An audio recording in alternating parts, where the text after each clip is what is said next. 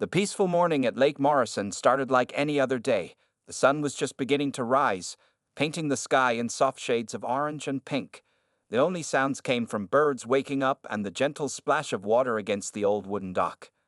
At the end of this dock sat Marine Staff Sergeant James Cooper, a man whose quiet appearance gave no hint of his battlefield experience. James was 32 years old, with short brown hair and strong shoulders that carried the weight of 3 tough tours in Afghanistan. He wore simple clothes, just blue jeans, a gray t-shirt, and his favorite worn-out baseball cap. Next to him sat his old tackle box, a gift from his father before he passed away, and a thermos full of hot black coffee. Every morning for the past 2 months, James would arrive at the lake before sunrise. The fishing dock had become his special place, a quiet spot where he could think and heal. The war had left him with memories that were hard to forget, but here, watching his fishing line cut through the morning mist, he found some peace. Today, he had arrived extra early, around 4:30 a.m. The stars were still visible when he first cast his line into the dark water. James liked being here early because it reminded him of the quiet moments before dawn during his military service, but this time he could enjoy the silence without worry. As he sat there, James thought about his life since returning home. He had a small apartment in town and a job waiting for him at his uncle's construction company. It wasn't a fancy life, but it was exactly what he needed right now. Most people in town didn't know about his military background, and that's how he liked it. James never felt the need to tell everyone he was a Marine. His father had taught him that real strength doesn't need to be announced. The morning air was cool, and a light fog floated above the lake's surface. James pulled out a sandwich from his backpack, simple peanut butter and jelly, the kind he used to make when he was a kid. As he ate, he watched a family of ducks swim by, the mother leading her ducklings in a perfect line across the calm water. His fishing rod suddenly moved slightly, and James sat up straighter, his hands ready. Years of military training had left him alert and quick to react, even during peaceful moments like this. But it was just a small fish playing with the bait, not ready to bite yet. James smiled, remembering how his father used to say that patience was the most important part of fishing. The dock creaked under his feet as he adjusted his position. It was an old structure, built at least 20 years ago, but it was well maintained and still strong. From his spot at the end, James could see most of the lake and the dirt parking lot behind him. It was a habit from his military days, always knowing what was around him, always being aware of his surroundings. Other fishermen knew James as the quiet guy who kept to himself, but would always offer a friendly nod or help carry equipment if someone needed it. A few regular morning fishermen would sometimes set up their spots further down the dock, respecting his space, but close enough to share a thermos of coffee if offered. The sky was getting brighter now, and the mist was starting to lift. James checked his watch, 6:15 a.m.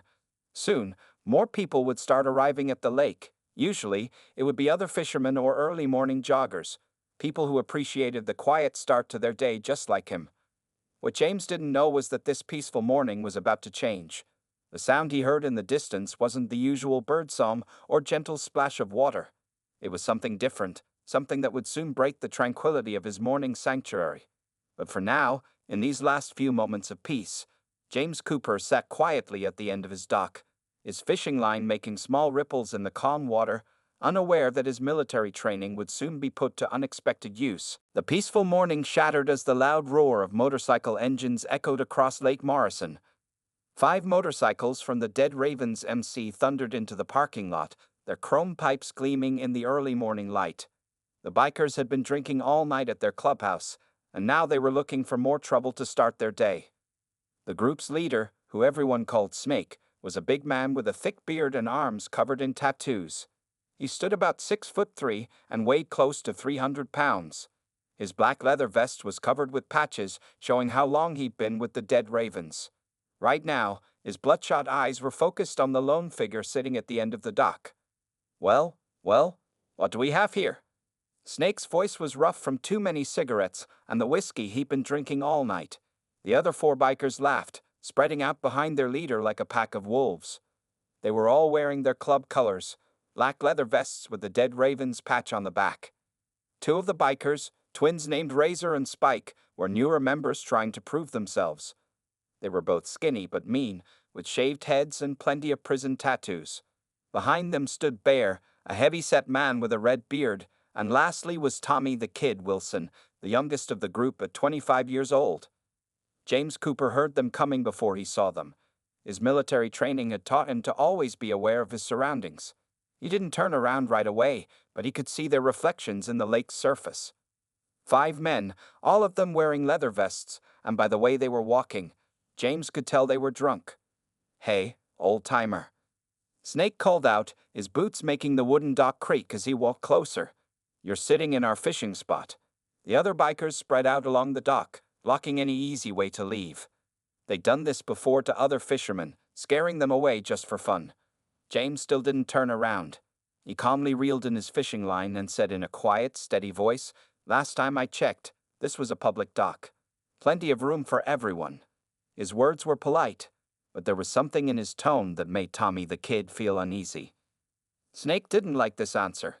He wasn't used to people standing up to him, especially not some lonely fisherman.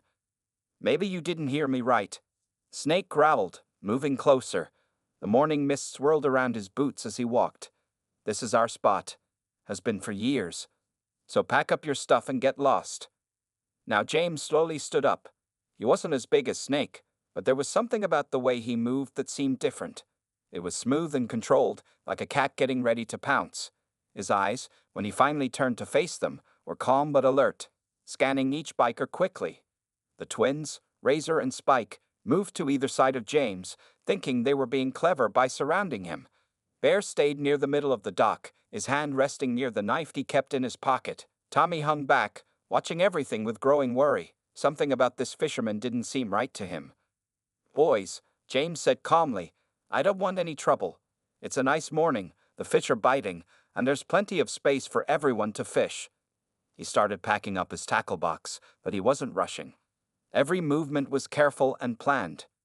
Snake stepped even closer, now just a few feet away from James. The big biker could smell alcohol on his own breath as he spoke. "Well, that's too bad, because trouble just found you." He reached out to grab James's fishing rod, thinking this would be like all the other times they bullied people away from the dock. But this time was different. This wasn't going to be like the other times at all. As Snake's hand moved toward the fishing rod, James Cooper stood perfectly still, but his eyes showed something that made Tommy take another step back. The look of a man who wasn't afraid at all. Snake's hand grabbed the fishing rod, but before he could snatch it away, James's grip tightened. For a moment, everything was quiet except for the gentle splash of water against the dock. Even the morning birds seemed to stop singing, as if they knew something big was about to happen. "Last warning," James said softly, his voice calm but firm. "Let go of the rod, step back, and we can all enjoy our morning." His eyes never left Snake's face, but he was aware of every biker's position.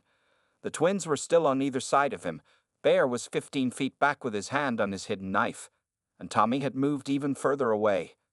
Snake's face turned red with anger. Nobody talked to him this way, especially not some random fisherman. "You think you're tough, huh?" he growled, pulling harder on the fishing rod. "Let me show you what happens to tough guys around here." James sighed quietly. He'd seen that look before, in Afghanistan, in Iraq, in every place where someone thought being bigger meant being stronger. In one smooth motion, he let go of the fishing rod. Snake, who had been pulling hard, stumbled backward, almost falling into the lake. The twins, Razor and Spike, saw their chance and moved in. Razor threw a wild punch at James's head while Spike tried to grab him from behind. But James wasn't there anymore. He stepped to the side so smoothly it almost looked like he was dancing, and Razor's fist hit nothing but air. Spike's eyes went wide as he suddenly found himself grabbing empty space. His momentum carried him forward, and James helped him along with a gentle push, sending him stumbling into his brother. The twins crashed into each other, both looking confused about what had just happened. Snake had regained his balance and was now furious. He threw the fishing rod into the lake and charged at James like an angry bull. But James had fought bigger men in worse places. He waited until the last second, then stepped slightly to the side while sticking his foot out. Snake's own speed and weight did all the work. He tripped and fell hard onto the wooden dock. Bear saw his friends in trouble and pulled out his knife. The blade caught the morning sunlight as he flipped it open. "You're dead now," he growled, but his voice shook a little. Something about the way the fisherman moved told Bear this wasn't going to be an easy fight. James turned slowly to face Bear, his hands relaxed at his sides. "You really want to do this?" he asked quietly. "Think carefully about your next move, friend. That knife means this stops being just a simple fight." Tommy, who had backed up almost to the shore, finally found his voice. "Bear, wait," he called out. "Something ain't right here. Look at how he moves." But Bear wasn't listening. He took a step forward, holding the knife out in front of him. James shook his head slightly. "I tried to warn you," he said. His voice had changed now. It was the voice of a man who had given orders in combat, who had faced real danger and survived. "I'm going to give you all one last chance to walk away." The twins had gotten back to their feet, and Snake was standing up, rubbing his sore knee where he hit the dock. All four angry bikers were now facing James, with only Tommy hanging back. The morning mist had cleared, and the sun was fully up, shining on the scene like a spotlight. "Nobody disrespects the dead ravens," Snake spat out, but there was something new in his voice, a tiny hint of uncertainty. The quiet fisherman hadn't moved like they expected. He hadn't acted scared, and he hadn't run away. Instead, he stood calmly in the middle of the dock, surrounded by angry bikers, looking like this was exactly where he expected to be. James Cooper took a deep breath and let it out slowly. Through the commotion, he could hear more motorcycles approaching in the distance. But that didn't matter now. What mattered was the next few seconds, as Bear's knife moved forward and the twins started to circle again. The peaceful morning was over, and now it was time for James to show these bikers exactly why they had picked the wrong fisherman to bully. Bear lunged forward with his knife, thinking he would end this fight quickly. But James moved like water, flowing around the blade as if he'd seen it coming before Bear even moved.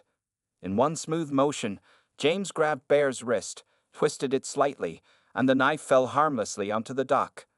What happened next seemed to unfold in slow motion to Tommy, who watched from a safe distance. The quiet fisherman they tried to bully turned into something else entirely, a trained warrior who moved with deadly precision. The twins rushed in again, thinking their numbers would help. Razor threw another punch while Spike tried to tackle James's legs. But James wasn't fighting like a regular person in a bar brawl.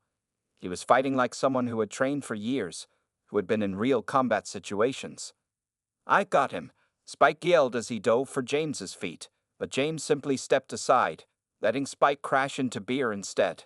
At the same time, he caught Razor's punch and used the biker's own momentum to send him spinning away. Snake, still angry about being tripped earlier, pulled out brass knuckles from his vest pocket. "You're dead meat now," he growled, but his voice didn't sound as confident as before. James just looked at him calmly, those steady eyes never blinking. "3 tours in Afghanistan," James said quietly as he moved. "2 in Iraq. You really want to keep this going?" His words made Tommy's eyes go wide with understanding. This wasn't just some random fisherman. This was a trained soldier. But Snake didn't listen. He swung his brass-knuckled fist in a wide arc, putting all his weight behind it. James ducked under the punch like it was moving in slow motion. His hand shot out to grab Snake's wrist, and suddenly the big biker was flying through the air. Snake landed hard on the dock, all the air rushing out of his lungs. Bear had gotten back up and was looking for his knife, but James kicked it into the lake with a quick movement of his boot. The twins were tangled up with each other, trying to get to their feet on the slippery dock. "Stay down," James advised them, his voice still calm despite the fight. "Nobody needs to get hurt worse than they already are." His hands were up in a ready position, but he wasn't attacking. He was defending, using their own energy against them. Tommy watched in amazement as this man, who they had thought would be an easy target, systematically took apart 4 tough bikers without even throwing a single punch. Every move James made was defensive, using their own attacks against them. Snake tried to get up again, his face red with rage and embarrassment. "You're dead," he wheezed, still trying to catch his breath. "When our brothers get here, you're dead." James shook his head. "Those motorcycles I hear coming? They sound like police bikes to me. Someone must have called them when they heard all the commotion." His voice was matter of fact, no trace of fear or worry. The twins looked at each other, then at their fallen leader. Bear was backing away slowly, holding his twisted wrist. The sound of approaching motorcycles was getting louder, and now they could hear sirens too. "This is your last chance," James said, still in that calm voice. "Walk away now." Go home, sleep off the alcohol, and think about whether you want to explain to the police why 5 bikers were attacking one fisherman on a public dock. Tommy was already backing up toward his motorcycle. Snake, he called out. He's right. We gotta go. This ain't worth it. The young biker had seen enough to know they had made a huge mistake this morning. The sound of sirens was very close now. Snake looked at his scattered crew, at the calm fisherman who had humiliated them, and at his brass knuckles lying useless on the dock. For the first time in years, the leader of the Dead Ravens had to make a choice between his pride and his freedom. 2 police motorcycles pulled into the parking lot, their sirens quieting but lights still flashing. Behind them came a patrol car, its tires crunching on the gravel. The morning sun was now fully up, shining bright light on the messy scene at the dock. Officer Mike Roberts, a former Army veteran himself, stepped off his police motorcycle and quickly sized up the situation. 5 bikers wearing Dead Ravens colors, all looking beaten and embarrassed, and one calm man in civilian clothes standing steadily on the dock. Everything all right here? Officer Roberts called out, his hand resting near his belt. His partner, Officer Sarah Chen, was already talking into her radio, calling for backup just in case. The patrol car officers were getting out too, moving to block the bikers' motorcycles. Snake looked at his brass knuckles on the dock, then at his scattered crew. Bear was still holding his wrist. The twins were trying to look tough despite their bruises, and Tommy had backed his motorcycle all the way to the parking lot exit. This ain't over, Snake growled at James, but his voice was quiet enough that only the people on the dock could hear him. He started walking toward the shore, trying to hide his limp from when he hit the dock hard. Officer Roberts recognized James from around town, the quiet veteran who came to fish every morning. He never caused any trouble, unlike the Dead Ravens who were always starting fights at local bars. Sir, Roberts called out to James, are you okay? Do you need medical attention? He walked onto the dock, noticing the fishing rod floating in the water and the scattered tackle box. James shook his head. I'm fine, officer. Just had a small disagreement about fishing spots. His voice was still calm, but his eyes never left the bikers until they were well away from him. These gentlemen were just leaving. The twins helped Snake walk to his motorcycle, while Bear tried to start his bike one-handed. Tommy was already on his motorcycle, ready to leave. Officer Chen watched them closely, her hand also near her weapon. We're going to need statements from everyone, Officer Roberts said firmly. No one's leaving just yet. He looked at the bikers' red faces and unsteady movements. And we'll need to do some sobriety tests. Snake's face got even redder, but he didn't say anything. The backup patrol cars were arriving now, and more officers were getting out. Everyone could see this morning was going to end badly for the Dead Ravens. James finally relaxed his stance a little. He walked over to where his tackle box had spilled and started picking up his fishing lures. Officer Chen came to help him, noticing how carefully he moved, like someone who had seen real combat. Want to tell me what really happened here? She asked quietly while helping him gather his equipment. Those guys don't usually back down without a real fight. James picked up his last fishing lure before answering. They made some bad choices, he said simply. I tried to talk them out of it. When that didn't work, I had to show them why fighting isn't always the best option. Officer Roberts was now talking to the bikers, who were failing their sobriety tests one after another. Tommy, the youngest, was already handcuffed and sitting in a patrol car. He kept looking at James with a mixture of fear and respect. More police cars arrived, and with them came Sergeant Bill Wilson, Tommy's father. The older police officer looked at his son in the back of the patrol car, then at his son's drunk biker friends, and finally at James, who was still calmly picking up his fishing gear. Those aren't just brass knuckles on the dock, Officer Chen said, pointing. Bear dropped a knife too, before it went in the water. That makes this assault with a deadly weapon. James nodded. They made their choices, he repeated softly. Now they have to live with them. He looked out at the lake, where the sun was making the water sparkle. His peaceful morning had been ruined, but at least he had stopped the bikers without seriously hurting anyone. Later that morning, at the Lake Morrison police station, the full story started coming out. The small station was busy with officers processing the 5 bikers and taking statements. The smell of coffee mixed with the usual police station scents of paper and cleaning supplies. Sergeant Bill Wilson sat across from his son Tommy in the interview room, The young biker couldn't meet his father's disappointed eyes. "Start from the beginning," Sergeant Wilson said, his voice tired. "Tell me everything that happened at the dock." Meanwhile, in another room, James Cooper sat with Officers Roberts and Chen.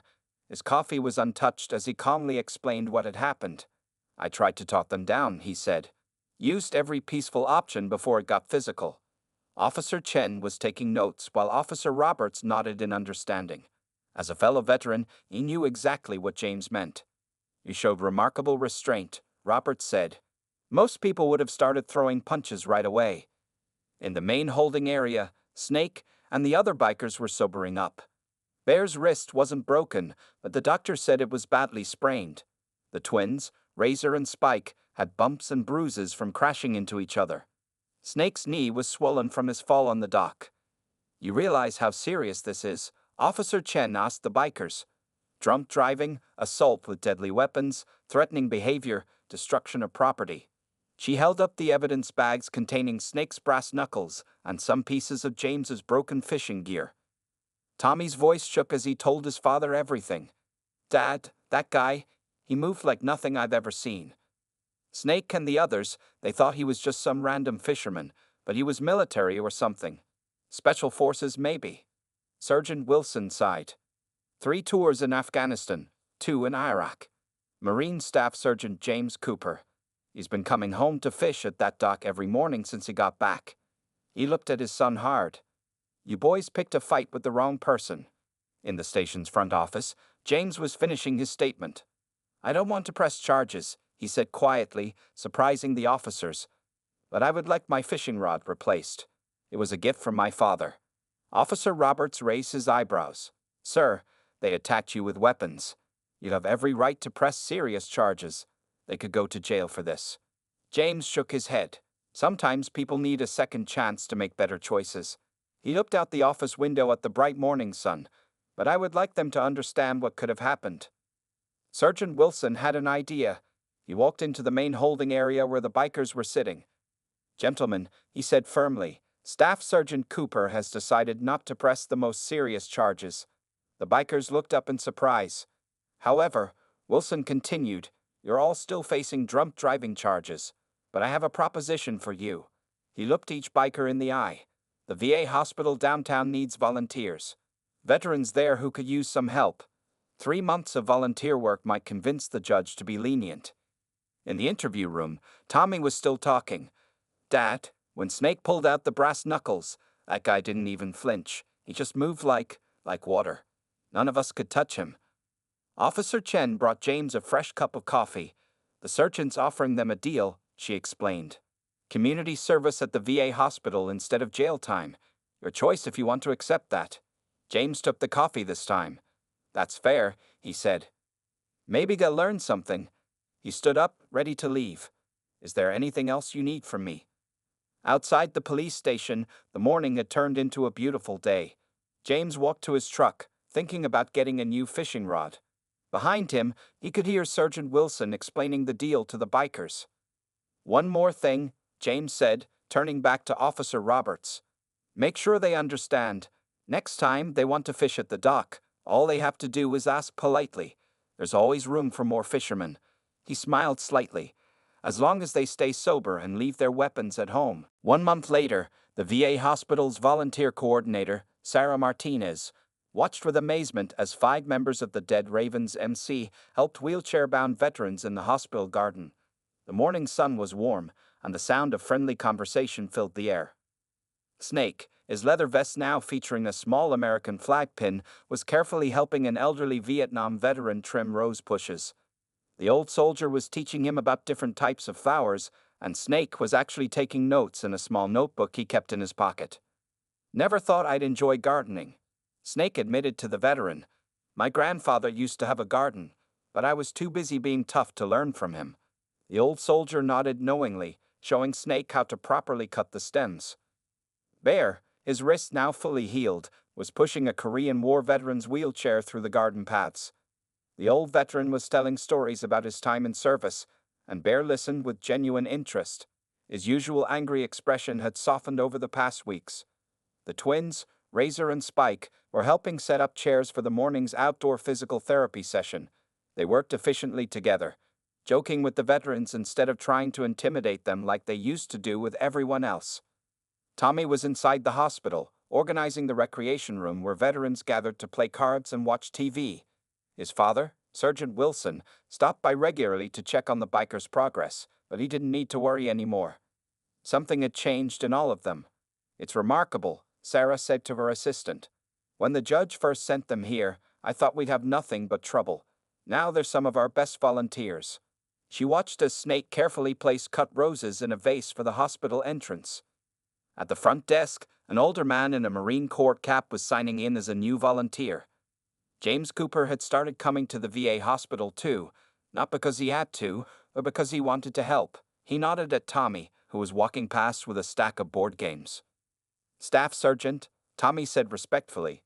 The young biker had learned a lot in the past month, not just about respect, but about what real strength looked like. James nodded back with a small smile. In the garden, a World War II veteran was telling Bear about the importance of brotherhood. "Gang life isn't real brotherhood," the old soldier explained. "Real brotherhood is about lifting each other up, not pulling everyone down." The twins had discovered that many of the veterans enjoyed playing chess, and they had started learning the game. Now, instead of starting fights, they spent their free time practicing chess moves and strategies with anyone willing to teach them.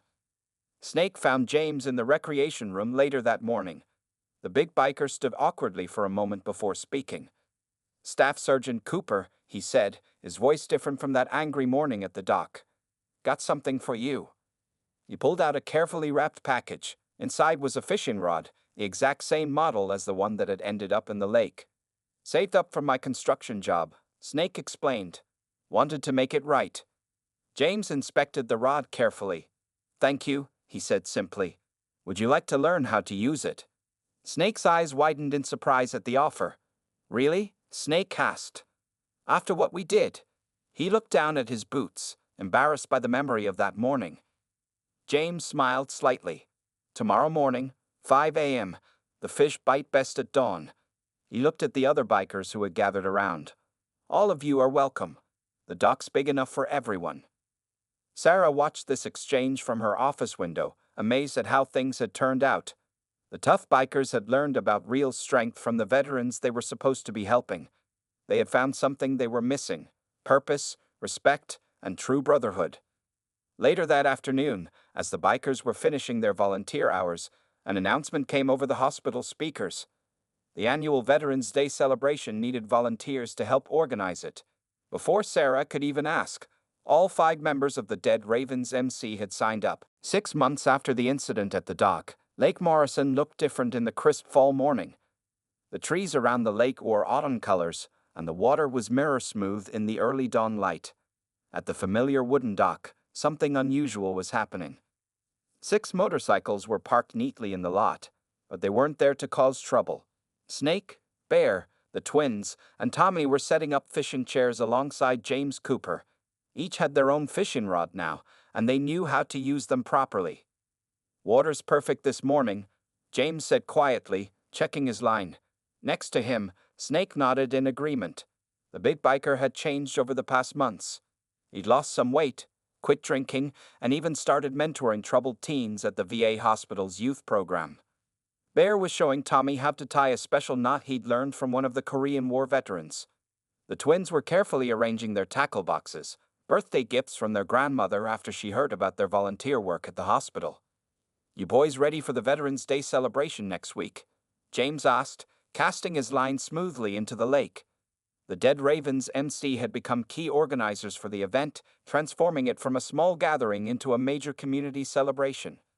"Everything's set," Snake replied proudly. "The club's providing security, free rides for disabled vets, and we got 15 bikes in the parade." He paused, then added, "Never thought we'd be doing something like this." Tommy was now the hospital's official weekend activities coordinator, a paid position that Sergeant Wilson had helped him get. His father couldn't have been prouder of the changes in his son. "Remember that morning?" Razor asked, shaking his head. "When we thought we were so tough?" His brother Spike laughed softly. "Yeah, trying to bully a Marine staff sergeant," Spike said. Dumbest thing we ever did, but maybe also the best thing, in a weird way. The others nodded in agreement. The morning peace was broken by the sound of more motorcycles approaching, but nobody tensed up this time. It was just more members of the Dead Ravens MC coming to join the fishing group. The club had changed its image completely in the past months. "Got room for a few more?" called out Mike, one of the newer club members. James waved them over. The dock was big enough for everyone, just like he'd always said. Bear checked his watch. It was time for his shift at the VA hospital. He started packing up his gear. "Never miss a volunteer day," he explained. "Teaching art therapy this morning. The vets love painting landscapes." Snake pulled out his phone to show James some pictures. "Look at what we did with the hospital garden," he said proudly. "Those roses I learned about, they're blooming everywhere now. The whole place looks different." The twins had started a chess club at the hospital, teaching the game to younger veterans. They were organizing a tournament for the Veterans Day celebration with prizes donated by local businesses. "Staff Sergeant," Tommy said suddenly, "remember what you told us that first morning at the dock? Making better choices?" He looked around at his changed friends. "You gave us that chance, even after what we did." James reeled in his line slowly. "Everyone deserves a second chance," he said. "What matters is what you do with it." He smiled slightly. "And you boys did good." The sun was fully up now, painting the lake gold. More bikes were arriving, not just Dead Ravens members, but other veterans who had heard about the morning fishing group. The dock was becoming a place where old soldiers could find peace, just like James had. Next month, Snake announced, the club's starting a veteran outreach program, helping with home repairs, giving rides to medical appointments, whatever they need. His voice was full of purpose now, not anger. As James looked around at the changed men on the dock, he remembered that violent morning 6 months ago. Sometimes the worst moments led to the best changes. The Dead Ravens MC had transformed from a gang into a brotherhood of service, all because of a fight that didn't happen the way they expected. "Time for coffee," James said, pulling out his thermos. As he shared the hot drink with his new friends, the morning sun sparkled on the lake. The dock had become more than just his sanctuary now. It was a place of peace for all of them.